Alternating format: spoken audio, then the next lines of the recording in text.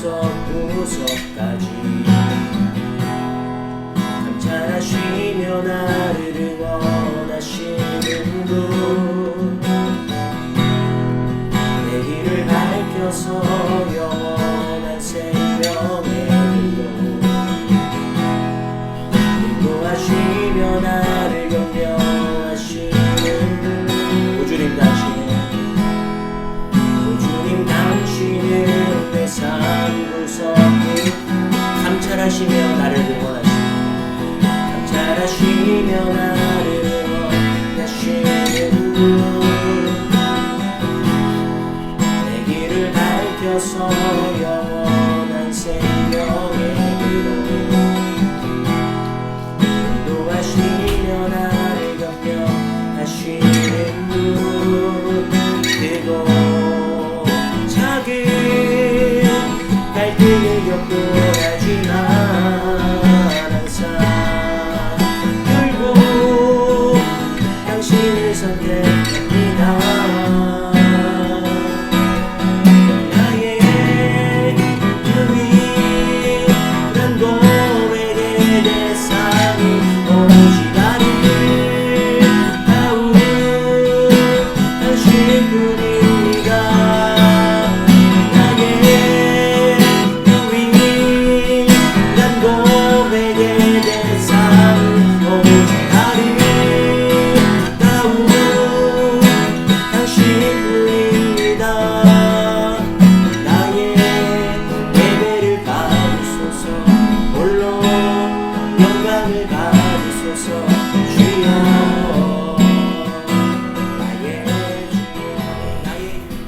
오늘은 믿음으로 선포하고 믿음으로 준비하라.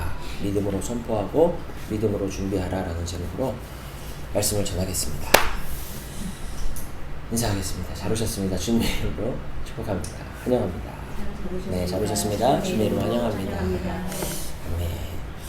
자, 우리 지난주에는요, 어디로 가든지 형통하리라 라는 제목으로 저희가 말씀을 함께 나눴었는데요. 그 형통에는 조건이 있었죠. 그리하면이었습니다. 그죠? 지난주 말씀을 떠올리면서 우리 7절하고 8절 말씀을 한번 다시 읽어볼게요. 제가 7절 읽겠습니다. 오직 강하고 극히 담대하여 나의 종 모세가 내게 명령한 그 율법을 다 지켜 행하고. 자, 여기 보면요, 강하고 극히 담대하여 율법을 지키라고 하는데, 여기서 강하고 담대해지는 것은 신체입니까? 마음입니까? 마음이죠. 그러니까 몸을, 신체를 강하고 담대하니까 마음을 강하고 담대하게 하는 거예요. 그 마음을 강하고 담대하게 해서 율법으로 다시 하나님 말씀으로 돌아오라는 겁니다. 두려워하고 지쳐있고 하는 그 마음들을 다시 강하게 하고 담대해서 하나님 말씀으로 다시 돌아와라. 하나님 말씀으로 돌아와서 우로나 좌로나 치우치지 말라. 그리하면 어디로 가든지 형통하리니. 8절 같이 보겠습니다. 시작. 이 율법책을 내 입에서 떠나지 말게 하며 주야로 그것을 묵상하여 그 안에 기록된 대로 다 지켜 행하라. 그리하면 내 길이 평탄하게 될 것이며 내가 형통하리라. 아멘. 어디로 가든지 형통하게 하시는 은혜가 있으시기를 주의 이름으로 축원합니다. 그런데 저희가 지난주에 봤지만 우리가 일반적으로 생각하는 형통과 성경에서 말하는 형통에 좀 차이점이 있었죠. 일반적으로 말하는 형통은 이렇게 하는 일이 다 거침없이, 어려움 없이, 걸림돌 없이 그냥 쭉 평탄하게 잘 되는 것, 그것이 우리가 일반적으로 말하는 형통이었다면, 성경이 말하는 형통은 중간에 뭐 어려움이 있을 수도 있어요. 막 홍해가 나타날 수도 있고 여리고가 나타날 수도 있고 장애물도 있고 어려움도 있지만 그 모든 것을 뚫고 이겨내어 결국 하나님의 뜻이 세워지는 형통이었습니다. 그래서 우리가 일반적으로 생각하는 형통하고는 조금 의미가 달랐죠. 그냥 내가 잘 되는, 나의 유익을 위해서 내가 잘 되는 형통이 우리가 일반적으로 생각하는 형통이었다면, 하나님의 형통은 조금 차이가 있었습니다. 그래서 형통하면 생각나는 인물, 요셉이 가족의 손에 애굽으로 팔려갔을 때, 이건 형통이 아니죠. 형통이 아니지만 그 애굽으로 감으로 인해서 결국은 어떻게 됩니까? 거기에서 모든 그 아버지의 제 요셉의 그 아버지의 집에 모든 가족들이 애굽으로 와서 거기에서 이스라엘이 민족을 이루게 되는 전초기지가 되죠. 애굽에서. 그러니까 지금 어려움이 나타나고 고난이 나타나지만 하나님의 형통이 지금 이루어져 가고 있는 중인 겁니다. 요셉이 감옥에 갔을 때도 형통하다고 했어요. 형통이 아니죠. 하지만 그 감옥의 감으로 인해서 바로와 연결이 되고 그래서 총리의 자리에 올라 하나님의 뜻을 이루어갈 수 있는 그러한 발판이 되었기 때문에 감옥에 갔지만 성경에서는 그것을 형통이라고 말합니다. 형통한, 그 하나님께서 그와 함께 하심으로 그가 형통한 자라고 성경은 그렇게 말하고 있습니다. 일반적인 형통에서는요, 홍해를 만나지 않아야지 형통이지만 성경에서는 하나님께서 이 이스라엘 백성들을 굳이 일부러 홍해 앞에 서게 하시죠. 왜 그렇습니까? 거기에서 길을 만드셔서 놀라운 하나님의 기적을 보여주심과 동시에 그들을 괴롭히고 붙들고 있던 애굽을 바로와 그의 군대들을 그 바다 아래로 수장시켜 버리시죠. 그러니까 하나님의 형통은요, 홍해가 나타나도 그 홍해를 가르시고 길을 만드시고, 광야를 만났어도 그 광야에 길을 만드시고 만나와 메추라기와 물을 주셔서 그곳에서도 살게 하시는, 이것이 바로 하나님의 형통이라는 것입니다. 하나님의 말씀을 생명처럼 붙들고 거기에 우리의 운명을 거는 자들에게 하나님께서 이러한 형통을 반드시 주실 줄로 믿습니다. 그 형통을 누리는 인생이 되시기를 주의 이름으로 축원합니다. 이렇게 일반적으로 말하는 형통과 성경에서 말하는 형통에 이렇게 차이가 있었습니다. 마찬가지로 일반적으로 말하는 낭비, 허비라는 개념과 성경에서 말하는 낭비, 허비라는 개념에는 조금 큰 이 차이를 가지고 있습니다. 성경에서 낭비한다, 허비한다 이런 말, 이런 개념은 굉장히 중요한 개념으로 등장을 합니다. 마태복음 26장을 볼게요. 성경에서 낭비한다는 걸 어떻게 생각하는지 잘 보여주는 사건이 담겨 있습니다. 여기 보면 한 여자가 매우 귀한 향유, 한 옥합을 가지고 나와서 식사하시는 예수의 머리에 부으니. 여기가 지금 베다니 나사로의 집이에요. 그 나사로는 죽었다가 예수님께서 살려주시죠. 저 여자는 그 마리아입니다. 마리아가 예수님의 머리에 향유 한 옥합을 붓는데 매우 귀한 향유라고 합니다. 향유도 이제 급이 있는데 이 향유 한 옥합이 어느 정도였냐면은 300데나리온의 가치를 가지고 있었습니다. 1데나리온은 노동자 한 사람이 일해서 이제 벌게 되는 하루 품삯이 1데나리온이었어요. 300데나리온이면은 거의 1년치 연봉에 해당하는 굉장히 큰 돈이었죠. 뭐 노동자마다 서로 그 임금이 다르겠지만 그래도 못해도 몇 천만 원 정도 하는 그러한 가치의 물건이었다고 할 수가 있겠습니다. 이거를 예수님 머리에 부은 거예요. 그러니까 부었으니까 사라진 거죠. 없어진 겁니다. 지금 눈앞에서 몇 천만 원이 사라진 거예요. 그런 상황이에요. 그랬더니 8절에 제자들이 보고 분개하여 화가 난 겁니다. 요한복음에 보니까 화가 났다고 되어 있어요. 분개하여 이르되 무슨 의도로 이것을 허비하느냐. 자, 지금 이 여자의 행동이 허비, 낭비했다라고 그렇게 평가하고 있습니다. 왜? 이것을 비싼 값에 팔아 가난한 자들에게 줄 수 있었겠도다 하거늘. 야, 지금 이거를 한순간에 지금 몇 천만 원이 눈앞에서 사라졌는데 그러지 말고 차라리 이걸 팔아서 가난한 사람들에게 도와줬더라면은 더 좋았을 텐데 이거를 지금 한순간에 부어서 사라지게 했으니 낭비했다. 지금 그렇게 평가하고 분개해서 지금 화를 내고 혼내고 있는 거죠. 사실 좀 아깝긴 하죠. 이렇게 눈앞에서 사라지는 것보다는 조금 필요한 사람을 도와줬더라면은 좋았겠다 그런 생각이 들 수도 있죠. 그런데요, 예수님의 평가는 완전히 다릅니다.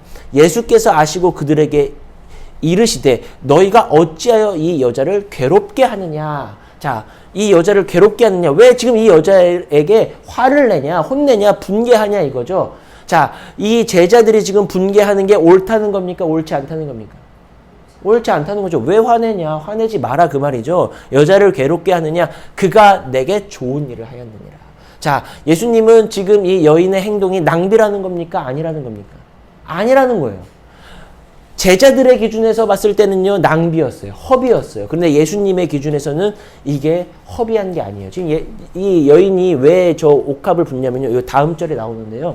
이제 예수님이 곧 이제 잡혀가셔서 십자가에 못 박혀 죽으시거든요. 그러니까 예수님의 장례를 준비하기 위해서 이 여인이 이렇게 한 거다. 예수님의 기준에서는 낭비가 아니라고 그렇게 말씀을 해주십니다. 자, 그럼 사실은 우리의 기준에서 볼 때도 조금 이제 아까운 생각이 들잖아요. 낭비라는 생각이 듭니다. 이게 지금 굉장히 오래전에 우리와 다른 공간에서 일어난 일이어서 그렇지, 만약에 여기에서 그런 일이 있었더라면 조금 마음이 철렁할 수도 있겠죠. 갑자기 뭐로 할까요? 이게 지금 뭐 향유 이러니까 그렇지, 제가요, 저희가 뭐 1년 동안 잘 뭐 선교원금 뭐 이런 걸 모아서 몇 천만 원이 된 거예요. 막 3천만 원 됐다고 할까요? 이거를 제가 갑자기 한순간에 뭐 길에다 확 뿌렸다고 할까요? 목사님 뭐 하시는 거예요 지금? 아니 그거를 지금 어떻게 모은 건데 그거를. 차라리 어디 좀 어려운 사람을 차라리 도와주지, 그거 아깝게. 그런 일이 지금 일어난 거죠. 우리의 기준으로 보았을 때도 이것이 낭비라는 생각이 들 수가 있습니다. 제자들의 평가와 예수님의 평가가 확연히 다르게 되는 대표적인 이런 낭비에 대한 사건이라고 할 수가 있습니다. 자, 여기에서 중요한 건 기준이에요. 어떤 기준으로 이거를 보았는가. 제자들의 기준에서는 이게 낭비였어요. 예수님의 기준에선 낭비가 아니었다는 거예요. 그리고 굉장히 중요한 의미가 있습니다. 우리는요, 나름대로 열심히 잘 살았다고 생각하는데 나중에 하나님 앞에 섰을 때요, 하나님 기준에서는요, 우리가 낭비하는 인생을 살았다라고 평가받을 수도 있는 거예요. 또 어떤 인생은요, 생각지도 못했는데 의외로 하나님께서 값진 인생을 살았다고 그렇게 평가받을 수도 있는 거예요. 그러니까 중요한 것은요, 예수님이 어떤 기준을 가지고서 이렇게 말씀하셨는지 그 기준을 아는 게 중요합니다. 알고서 우리도 예수님과 동일한 기준을 가지고 살 때 우리가 값진 인생을 살 수 있는 거예요. 알아도 제자들의 기준으로 계속 살면요, 우리는 낭비하고 허비하는 인생으로 살 수밖에 없는 것입니다. 그럼 예수님께서 어떤 기준으로 그렇게 말씀하셨냐? 성경에서 말하는 낭비와 허비의 기준이 무엇이냐? 그것은 바로 주님이 없는 삶입니다. 주님이 없는 삶. 주님이 없는 시간은 낭비된 시간이고 주님이 없는 물질은 허비되는 물질입니다. 이것이 성경이 우리에게 알려주는 낭비에 대한 개념입니다. 향유 한 옥합은 분명히 값비싼 물건이에요. 1년치 연봉이에요. 낭비가 맞아요. 그런데 이게 주님께 드려진 거예요. 주님의 그 십자가의 죽으심을 준비하기 위해 드려진 것이기 때문에 이게 허비가 아니라는 거예요. 몇 천만 원이 아니라 몇 억이 들여졌어도 이게 낭비된 것이나 허비된 게 아니라는 겁니다. 왜냐하면 그 삶의 중심에 예수님의 십자가가 놓여져 있었기 때문에. 성경에서 낭비는 물질의 많고 적음을 말하는 게 아닙니다. 시간이 얼마나 길었냐 짧았냐에 있지 않습니다. 시간이 길었으면 낭비고 물질이 많았으면 낭비가 아니라 그 시간의 길이 속에 주님이 없으면 낭비인 거예요. 향유 한 옥합이 드려졌지만 예수님 그 낭비라고 하지 않았어요. 그 안에 무엇이 담겨 있냐, 어떤 의미가 담겨져 있냐, 어떤 중심이 담겨져 있냐, 이게 중요한 거예요. 그러니까 과부의 두렙돈을 예수님이 칭찬하시잖아요. 양으로만 보면은 그 과부가 드렸던 두렙돈은요, 그거는 전혀 큰 게 칭찬받을 만한 게 아니죠. 양으로만 평가받았다라면. 하나님의 기준에서는요, 언제나 이 양이 중요하지 않습니다. 그 안에 담겨져 있는 의미와 가치와 중심이 중요한 거예요. 그러니까 낭비가 아닌 거예요. 과부의 두 렙돈이 예수님께서 아주 매우 귀하게 칭찬해 주시는 것이죠. 여러분, 우리의 인생이 헛되게 낭비되는 것이 아니라 값지게 하나님께 드려지기를 주의 이름으로 축원합니다. 오늘 본문의 이스라엘 백성들은요, 가나안을 코앞에 두고 있어요. 가나안의 입성을 코앞에 두고 있는 그러한 상태입니다. 아까 우리 어린이 예배 때도 말했지만 출애굽해서 이 가나안 땅까지요, 직선거리로 11일이면 갈 수 있는 거리입니다. 그런 거리를 40년이 걸렸어요. 왜 40년이 걸렸습니까? 이스라엘의 불순종 때문에. 자꾸만 하나님을 거역하고 하나님을 떠나가고 하나님을 배반하고 자꾸만 하나님을 섬기는 것이 아니라 우상을 섬기고 이런 것들 때문에, 하나님을 떠나 살았기 때문에, 하나님이 없는 인생을 자꾸만 살려고 했기 때문에 11일이면 도달할 수 있는 거리를 40년이 걸린 거예요. 낭비입니까? 아닙니까? 낭비인 거예요. 이스라엘의 40년의 세월은요, 허비된 시간이었습니다. 40년이라는 시간이 길어서가 아니에요. 그 시간이 4일이었어도 하나님이 없는 인생을 4일 동안 살았다면 이들은 4일을 낭비한 겁니다. 이 4일이라는 시간을 허비했다는 말이 되는 것입니다. 여러분, 아무리 시간을 잘 쪼개서 쓰고 치밀하게 쓰고 계획적으로 썼어도요, 하나님이 없는 인생을 살았다면, 하나님이 주인이 아닌 인생을 살면요, 아무리 시간을 치밀하게 쪼개 써도요, 그 사람은 시간을 낭비하고 있는 거예요. 그러니까 우리의 이 낭비의 기준이 바뀌어야 됩니다. 우리가 보기에는 시간을 좀 허술하게 쓰는 것 같고, 예? 좀 이렇게 막 좀 계획적으로 쓰는 게 아니라 좀 그렇게 쓰는 것처럼 보여도요, 그 사람의 삶의 중심에 하나님이 놓여 있고 하나님을 주인으로 여기며 그렇게 살아가고 있다면요, 그 사람은요 전혀 이 시간이 낭비되지 않고 있는 거예요. 그러니까 우리의 낭비의 기준과 완전히 다른 것이죠. 여러분, 우리의 삶의 중심에 언제나 예수님의 십자가가 놓여져 있으시기를 바랍니다. 그 인생은 언제나 값진 인생인 것입니다. 그러면 낭비되지 않고 값진 인생을 우리가 살아가야 할 텐데, 그렇게 하기 위해서 어떻게 해야 될지 우리가 두 가지를 살펴보겠습니다. 네, 먼저 우리가 지난주에 살펴봤던 8절과 9절 말씀을 한번 다시 읽어볼게요. 8절 9절입니다. 시작. 이 율법책을 내 입에서 떠나지 말게 하며 주야로 그것을 묵상하여 안에 기록된 대로 다 지켜 행하라. 그리하면 내 길이 평탄하게 될 것이며 내가 형통하리라. 내가 내게 명령한 것이 아니냐. 강하고 담대하라. 두려워하지 말며 놀라지 말라. 내가 어디로 가든지 내 하나님 여호와가 너와 함께 하느니라 하시니라. 아멘. 자, 하나님께서 여호수아에게 이렇게 말씀하시죠. 그래서 여호수아가 더 이상 두려워 떨지 않고 이제 일어나서 제일 먼저 뭘 하냐? 다음 넘겨주세요. 자, 그래서 일어나서 여호수아가 강하고 담대한 마음으로 10절을 이제 시작하는 거예요. 이에 여호수아가 그 백성의 관리들에게 명령하여 이르되, 관리들을 부릅니다. 불러서 이르되, 자, 강하고 담대한 마음을 가지고서 지금 이르되 이 얘기를 하는 거예요. 그래서 그 결과, 진중에 두루 다니며 그 백성에게 명령하여 이르기를, 자, 뭔 얘기입니까? 관리들에게 지금 이거를 지금 시킨 거예요. 저 관리들에게 진중에 두루 다니면서 백성에게 명령하라. 백성들에게 뭐라고 명령하냐? 요거를 명령하라는 거예요. 자, 첫 번째로 양식을 준비하라. 두 번째로 사흘 안에 너희가 이 요단을 건너 너희의 하나님 여호와께서 너희에게 주사 차지하게 하시는 땅을 차지하기 위하여 들어갈 것임이니라. 자, 이 두 가지 이야기를 하라는 거예요. 여기서부터 여기까지를 말하라. 진중을 두루 다니며 그 백성들에게. 뭔지 아시겠죠? 백성을 두루 다니면서 이 두 가지를 하라는 겁니다. 요걸요, 정리하면요, 첫 번째는 양식 준비하라는 거예요. 자, 우리 이제 가나안 갈 거니까 양식 준비하라는 거예요.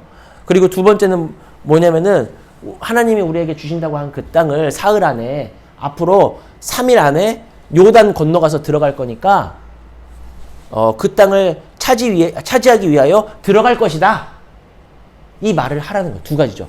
요 말을 할 것과 양식을 준비하게 할 것. 요 두 가지를 시키라고 한 겁니다. 자, 그런데 이 두 가지 말을 전하는데 어떻게 전합니까?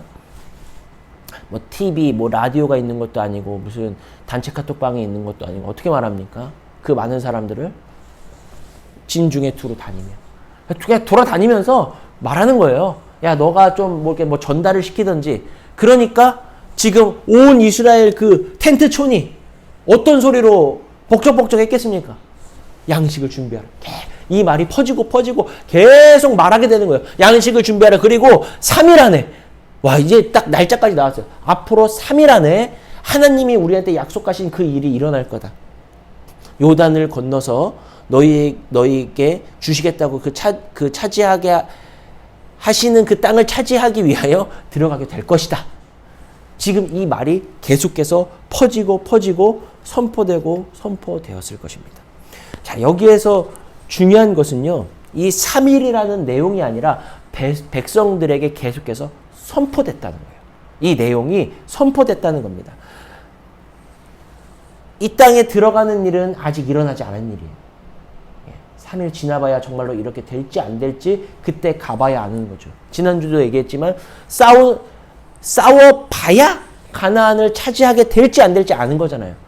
싸워서 그것도 이겨야 차지하게 되는 거지. 싸움 끝나기 전까지는 모르는 일 아닙니까? 그런데 미리 선포하는 거예요. 그 땅을 차지하러 우리는 들어갈 거야. 무슨 얘기입니까? 싸워봐야 아는 얘기를 미리 선포하고 있는 거 뭐예요? 가서 우리는 이길 거다. 지금 승리를 선포하고 있는 겁니다. 내가 내게 명령한 것이 아니냐. 강하고 담대하라. 두려워하지 말며 놀라지 말라. 내가 어디로 가든지 내 하나님 여호와가 너와 함께 하느니라. 하나님 약속하셨잖아요. 지금 이 약속을 믿고서 이 선포를 시킨 거예요. 여호수아가 시킨 거예요. 지금 사람들한테. 이 말을 선포하라고. 그러니까 믿음의 말이죠. 믿음의 선포죠. 이거요. 믿음이 없으면 이런 말 못합니다. 3일 지나서 그렇게 안 되면 어떡할 거예요? 자기가 어떻게 책임질 겁니까? 이 많은 사람들 어떤 사람들인지 여호수아가 누구보다 잘 아는데 이거 어떻게 책임질 거예요? 믿음이 있었기 때문에 하나님이 약속했잖아요. 네가 어디로 가든지 너와 함께 하겠다. 그 땅을 너에게 주겠다. 하나님 약속했잖아요. 그 약속을 믿은 거예요. 여호수아가. 믿고 믿음으로 지금 준비를 시키는 겁니다. 양식을 준비하라는 것은 실질적인 준비죠. 3일 동안 먹을 게 필요하니까. 실질적인 준비와 동시에 이 첫 번째 명령이 실질적인 준비였다면 두 번째 준비는 믿음을 준비시키는 겁니다. 믿음의 준비를 시키고 있는 거예요. 그래서 계속해서 믿음의 말로 선포해서 온 이스라엘 진영이 이 믿음의 말로 가득 차질 수 있도록 이 믿음의 말을 선포하도록 여호수아가 그렇게 지시를 한 것입니다. 여러분 하나님의 백성들은요 늘 믿음으로 준비해야 됩니다. 믿음으로 준비하고 그 다음에 실제적인 준비를 해야 되는 것입니다. 여기 말에는 양식을 준비하라가 먼저 나왔지만 양식은 아까도 얘기했던 것처럼 실질적인 준비잖아요. 여러분 먹을 거 준비하는 게 그냥 뭐 먹을 거 준비해라 그러면 뚝딱 되는 일입니까? 우리 이따가 점심 먹겠지만은 그게 뭐 뚝딱 되는 일입니까? 아니잖아요. 이 믿음의 선포가 있고 그 다음에 이걸 믿기 때문에 양식을 준비하는 거예요. 언제든지 우리는요 믿음으로 먼저 준비하고 믿음으로 바라보고 믿음으로 선포한 후에 그 다음에 실제적인 준비를 해야 됩니다. 여러분 어떤 상황에서도요 믿음으로 바라볼 수 있으시기를 바랍니다. 어떤 상황에서도요 여러분 믿음으로 선포하시기를 바랍니다. 약속하신 하나님을 바라보면서 기대하면서 소망하면서 계속해서 선포하는 것이죠. 여러분 교회를 운영하고 또 가정을 운영하려면요 계획이 필요합니다. 그냥 뭐 막무가내로 한다고 되는 게 아니죠. 계획도 필요하고요. 회의도 해야 되고요. 전략도 필요하고요. 다 필요합니다. 중요합니다. 안 중요한 게 아니라 다 중요해요. 그러나 교회는 교회라는 이 영적인 공동체는요. 성도라는 이 영적인 공동체는요. 무엇보다도 믿음으로 가는 공동체입니다. 믿음으로 세워지는 공동체입니다. 우리는 항상 이 기초를 잃지 않기 위해서 깨어있고 애쓰고 기도해야 합니다. 그래서 하나님께서는 여호수아를 통해서 백성들에게 먼저 믿음으로 선포하게 하시는 겁니다. 너희가 3일 안에 조상 때부터 약속해오던 그 땅에 드디어 들어가게 될 것이다. 우리의 삶 속에 우리의 인생 속에 이 믿음의 선포가 끊이지 않으시기를 주의 이름으로 축원합니다. 여러분 믿음 안에서 꿈꾸시고 믿음 안에서 선포할 때 그 꿈을 꾸게 하시고 선포하게 하신 하나님께서 또한 이루실 줄 믿으시기를 바랍니다. 그래서 여러분 선언하세요. 이 믿음의 선포가 있는 인생이 바로 낭비하지 않는 인생입니다. 하나님을 계속 소망하고 바라보기 때문에 믿음으로 하나님을 꿈꾸며 나아가기 때문에 이 인생은 허비되지 않는 인생이라는 사실입니다. 하지만 여기에서 중요한 게 있습니다. 여기에서 늘 한 가지 잊지 말아야 될 것이 있는데요. 믿음의 선언을 하고 나서 백성들이 실제로 그 다음에 준비해야 될 것은 무엇이었냐? 양식이었습니다.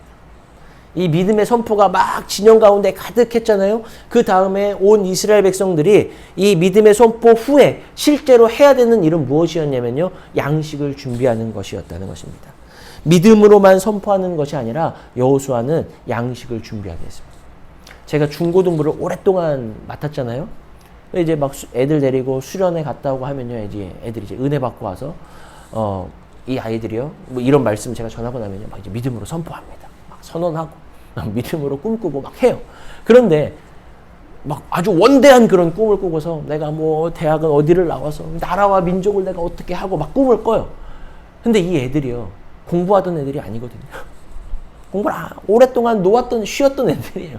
그런데 평생은 안 하던 공부를 은혜 한번 받고서 갑자기 하려니까 이게 잘 안 되는 거죠. 쉽지가 않은 거죠. 의지와 열정은 있지만 그것이 한순간에 쉽지가 않더라, 그 말입니다. 우리가 허비되지 않는 인생이 되고 낭비되지 않는 인생이 되려면요, 믿음만 있어서 되는 것이 아니라 그 믿음에 걸맞는 실질적인 준비도 필요하다는 겁니다. 정말 큰 헌신이 필요한 그런 선포라면요, 그런 믿음의 선포라면요, 정말 눈물 나는, 정말 그런 눈물 나는 헌신이 있어야 하고 정말 그 뼈를 깎는 그러한 헌신이 필요하다는 겁니다.